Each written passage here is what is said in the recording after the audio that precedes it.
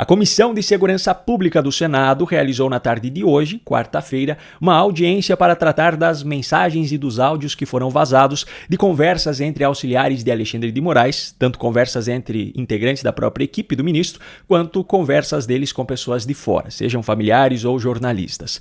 O foco, obviamente, seria o ex-assessor Eduardo Tagliaferro, que comandou a assessoria de enfrentamento à desinformação do TSE enquanto Moraes presidiu a corte. Afinal, em conversas recentes que foram vazadas, ele afirmou que tinha diversas provas para destruir o ministro. Só que Tagliaferro não compareceu à audiência.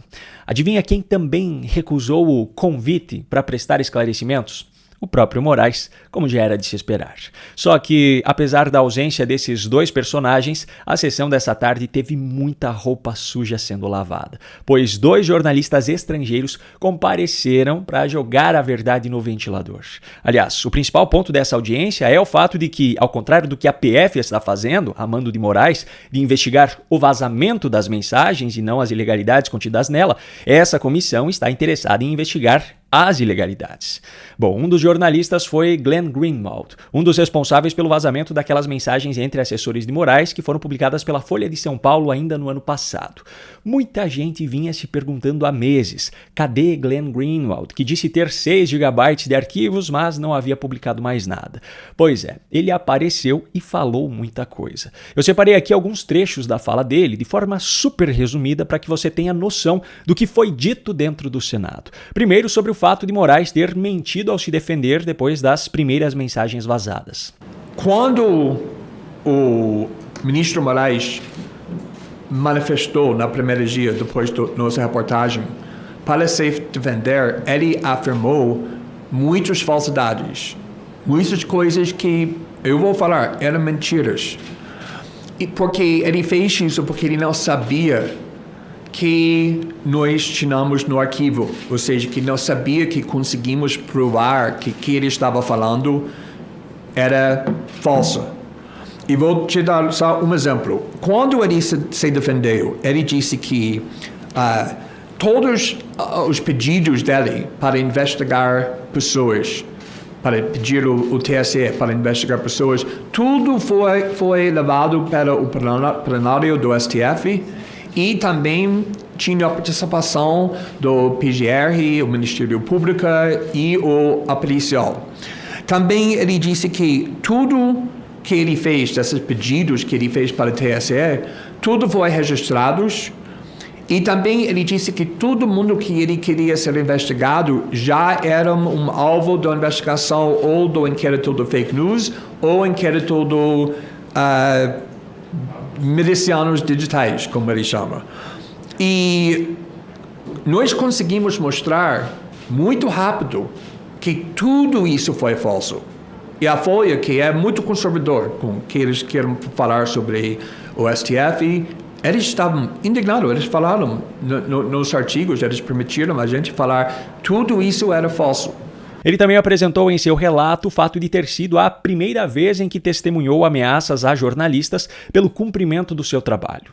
Por exemplo, depois do primeiro dia, quando começamos a publicar essa reportagem, o ministro Moraes se defendeu no STF e ele usou todas as palavras, todas as frases que ele sempre usa para criminalizar jornalismo, para criminalizar discursos, opiniões, ou seja, que ele disse que isso foi feito para uma organização criminosa e essa organização criminosa tem um motivo de destruir a credibilidade das instituições brasileiras, que é o motivo de derrubar a democracia brasileira, de voltar para a ditadura, está ofendendo a honra do Supremo.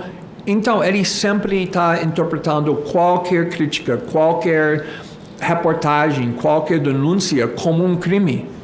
Esse é o instinto de imediato, falando que esse é o motivo de desestabilizar ou destruir as instituições brasileiras.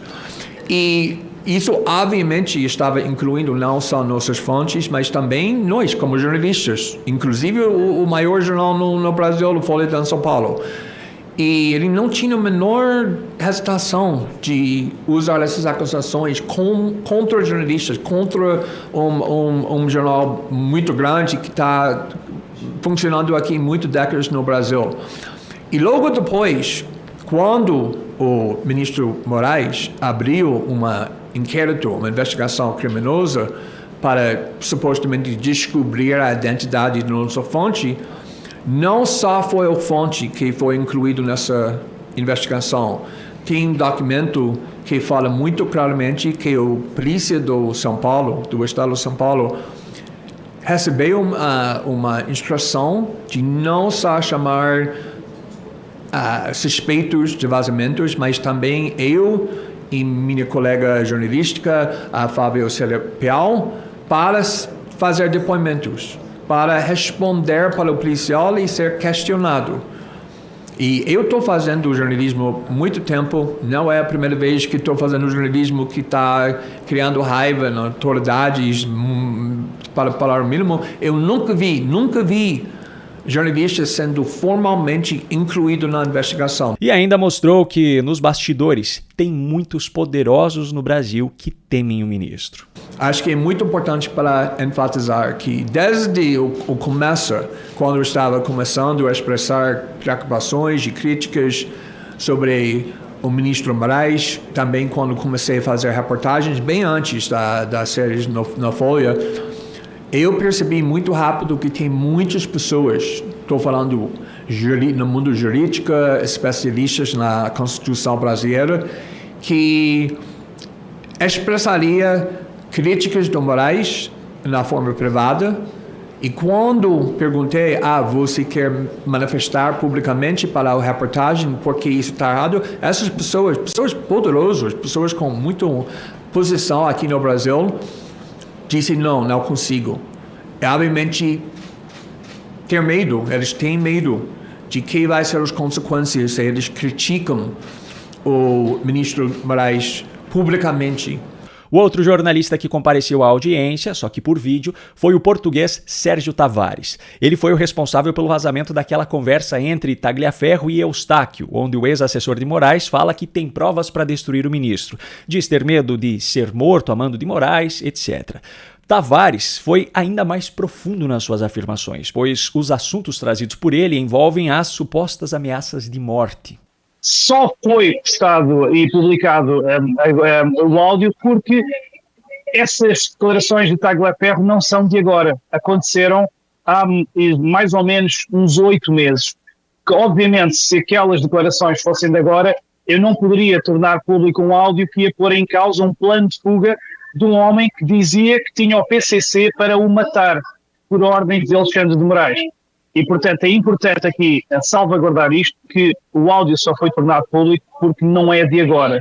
Ou seja, o suposto plano de fuga de Tagliaferro poderia ter acontecido, estava elaborado, se ele não fugiu foi porque ele não quis. E aí é que é importante esta comissão, então, ter trazido este tema, porque nós queremos saber como é que um homem que há 8 meses atrás tinha um plano de fuga pelo Paraguai, pela Argentina, para a Itália, dizia que tinha o PCC com dinheiro para o matar, dizia que estava a ser perseguido pela Polícia Federal, pela Polícia Civil e por Alexandre de Moraes, e agora, de repente, está tranquilamente a viver novamente no Brasil. Portanto, o que é que mudou? Fez algum acordo? Deixou de sentir ameaças? Como é que é possível? Porquê é que não fugiu? E nesses áudios que foram gravados pelo Osvaldo Eustáquio, e já vou falar sobre o Osvaldo Eustáquio, o Tagliaferro garante e promete ao Osvaldo Eustáquio que iria dar entrevistas a jornais e televisões de Espanha, a expor tudo, a explicar tudo o que se passa no Brasil, a expor o comportamento criminoso e ilegal de Alexandre de Moraes. O que é certo é que passaram esses 8 meses, não foi dada nenhuma entrevista, nada aconteceu. São áudios também onde se ouve falar um possível acordo entre Tagliaferro e Paulo Figueiredo, que poderia dar R$1 milhão a Tagliaferro. Era importante também que Tagliaferro explicasse que acordo foi esse e porque é que não aconteceu também. E aqui tenho que dizer que o Paulo Figueiredo foi a figura brasileira que mais me criticou por eu ter tornado público este áudio, dizendo que perdemos um possível delator O que eu não concordo, porque, volto a dizer, este áudio aconteceu há 8 meses atrás, portanto, Tagliaferro poderia ter saído, poderia estar em segurança, poderia ter dado todas as entrevistas, poderia ter feito o acordo com Paulo Figueiredo, se não fez, foi porque não quis.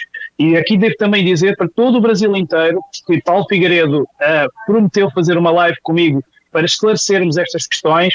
Eu já o contactei dezenas de vezes, ele diz sempre que sim, mas arranja sempre uma desculpa para não fazer essa live comigo. Diz sempre que está em viagem, está sempre em viagem, e o que é certo é que eu vejo todas as semanas a fazer lives, as suas lives semanais, no seu estúdio normal. E eu lamento muito que isso aconteça. Mas o foco de Sérgio Tavares era justamente na incoerência entre o medo demonstrado por Tagliaferro há alguns meses, quando as conversas foram gravadas, e a sua tranquilidade agora. E essa é a questão que eu nunca me vou parar de fazer.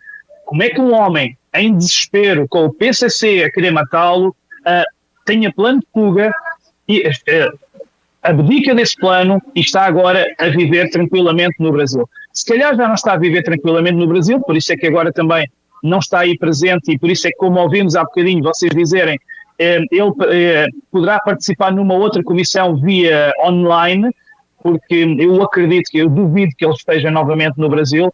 Eu creio que o facto de eu ter tornado público estes áudios precipitou novamente a sua saída, portanto, podemos ter Tagliaferro em segurança para finalmente cumprir e ser um homem de uma vez por todas, porque se ele tem informações, ele diz que tem os arquivos todos, tem os ficheiros, tem os relatórios, tem os documentos, tem todas as provas que mostram que houve perseguição, que houve ilegalidades por parte de Alexandre de Moraes.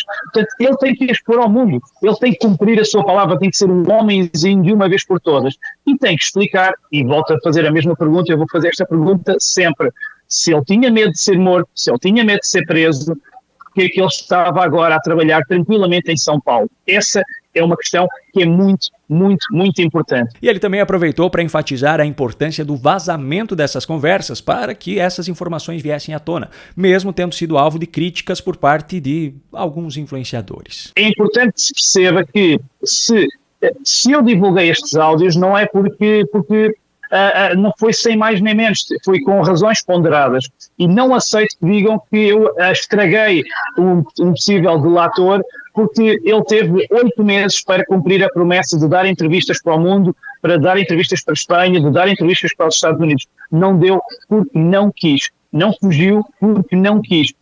Acusam-me também dele agora estar em perigo de vida, dele poderem matar por minha causa. Errado. Teve 8 meses para fugir. Volto a dizer, não fugiu porque não quis. A minha principal motivação é que ele seja chamado a este Senado para explicar e expor as provas. Ele tem que trazer os relatórios, ele tem que trazer, tem que dar o seu testemunho, tem que explicar porque é que tinha que usar a criatividade para perseguir pessoas, tem que explicar todas aquelas coisas que ele dizia. Atenção que no áudio, onde ele chorava, ele dizia-se arrependido, ele pediu perdão ao Osvaldo Eustáquio por ter perseguido a sua filha Mariana, pediu perdão por uma série de coisas. Então, se ele pede perdão, por que ele continua calado? Pois é, foram tantas informações jogadas no ventilador dentro do Senado nessa sessão que devem ter respingado verdades pelo Brasil inteiro. No entanto, os principais personagens que precisavam responder perguntas não compareceram: Tagliaferro e o próprio Moraes. A pergunta que o Brasil inteiro se faz nesse momento é: por quê?